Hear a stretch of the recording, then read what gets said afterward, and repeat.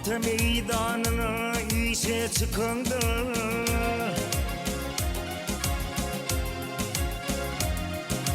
halkta meydanına işe çıkanda, hoşluk bilin yola salsın sözlerin. Mün güzel içinden gülü bakanda, bakışından alham alsın sözlerin.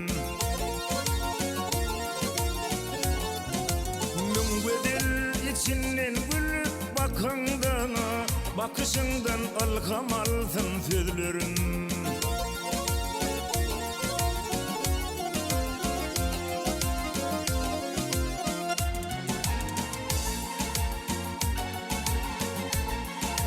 Barnaklaş hayattır dünyanın yüzü,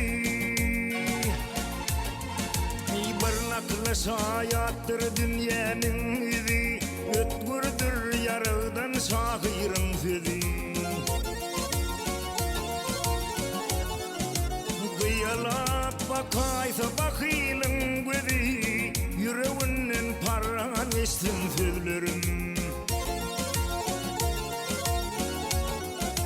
Gıyalap bakaysa bakilin gözü, yüreğinin paran eşsin sözlerin.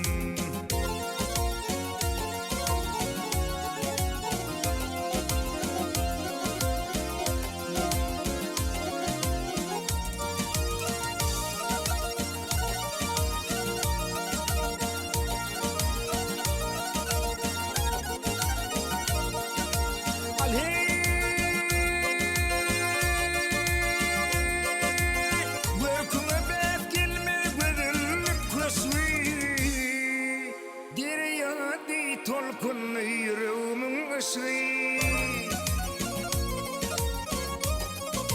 karşımda oturup okuzum hoşluğu, kalbime guvalar salsın sözlerin. Karşımda oturup okuzum hoşluğu, kalbime guvalar salsın sözlerin.